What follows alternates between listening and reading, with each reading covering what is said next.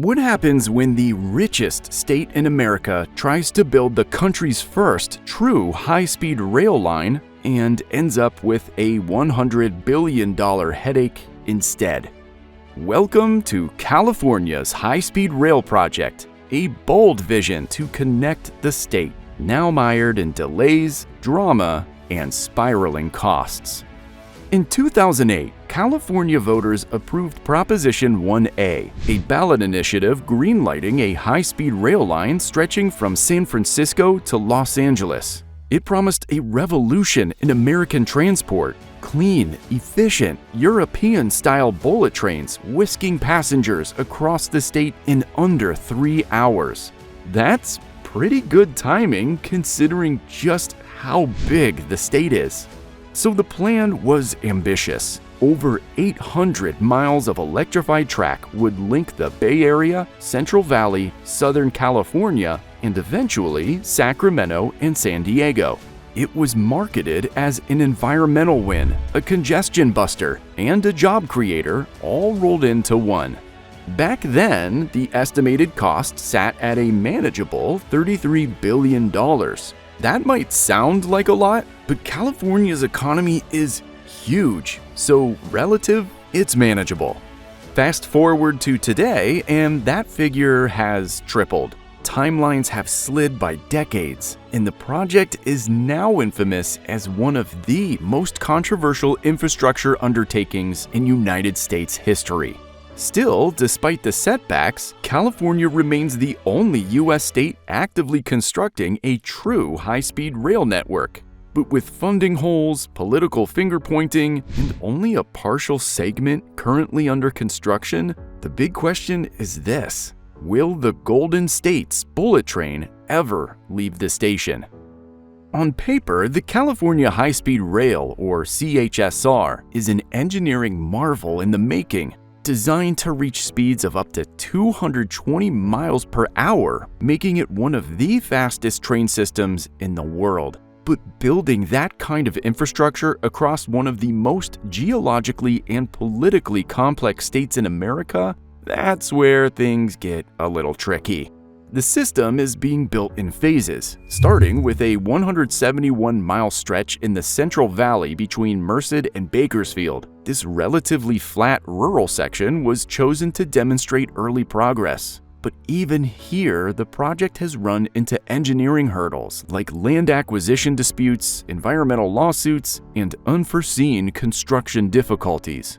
Further south, things get even more complicated. Connecting Los Angeles to the Central Valley means boring through the Tehachapi and San Gabriel Mountains, terrain that demands extensive tunneling, seismic precautions, and massive earthworks.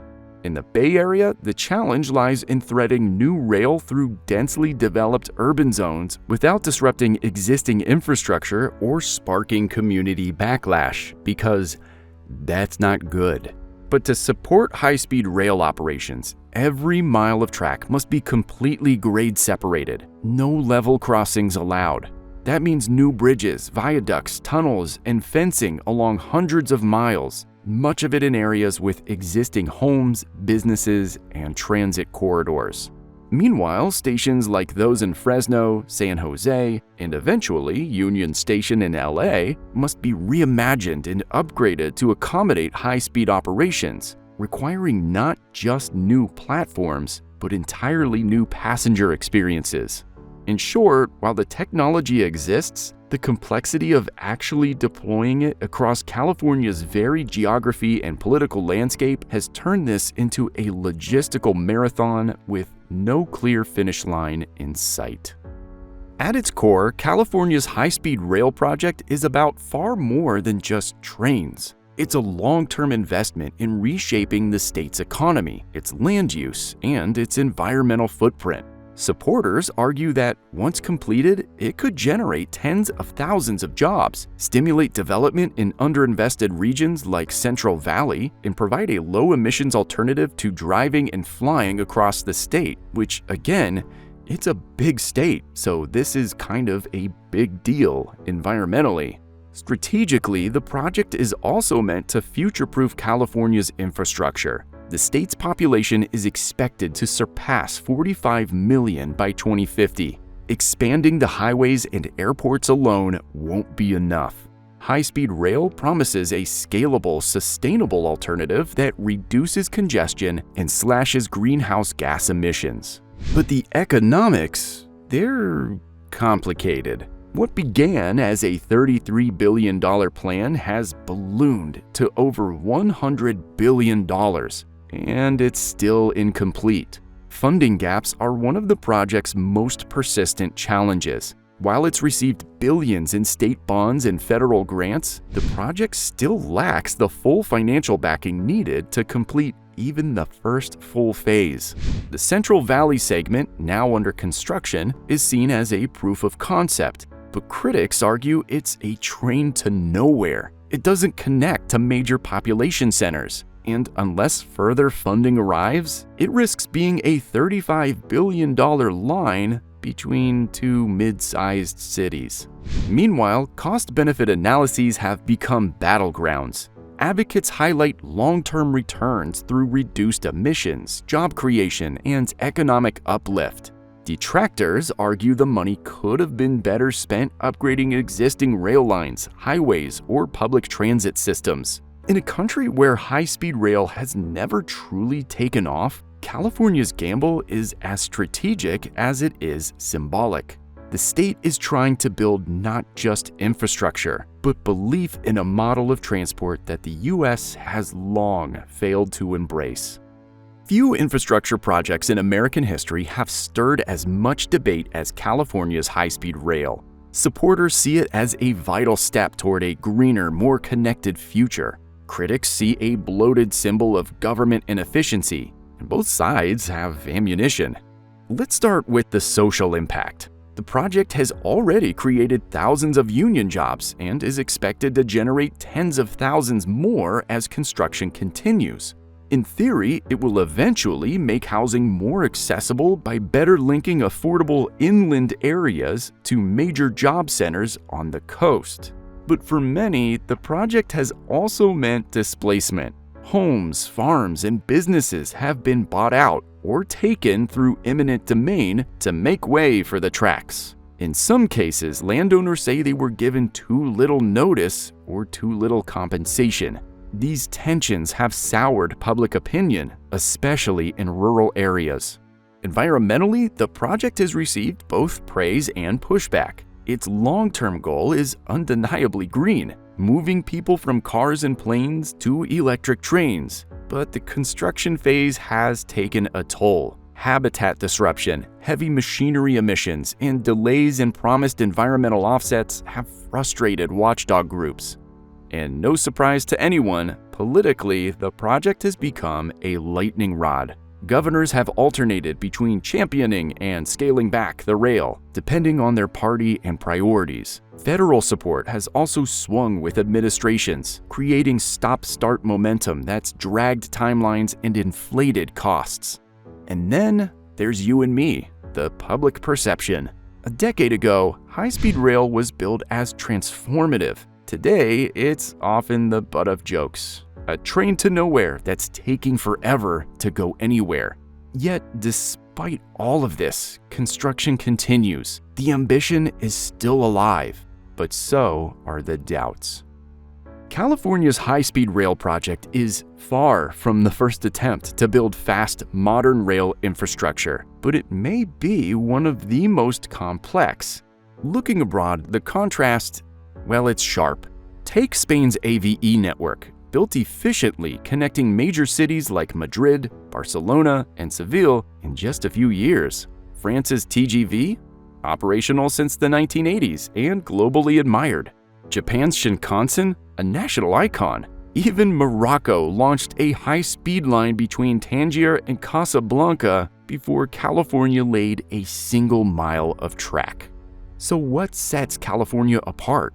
Well, for starters, American infrastructure projects often face far more regulatory hurdles. Environmental reviews, local opposition, and complex land laws all slow things down. In countries like France or China, projects are pushed through by central governments with fewer layers of resistance.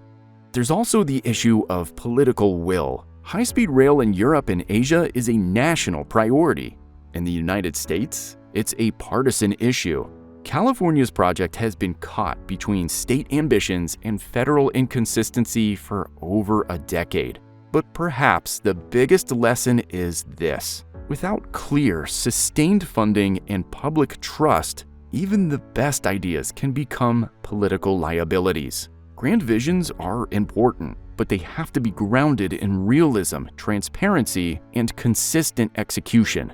For future U.S. infrastructure efforts, whether in rail, transit, or green energy, California's experience is a warning and a guide. Dream big, yes, but build smart, communicate clearly, and don't promise what you can't deliver.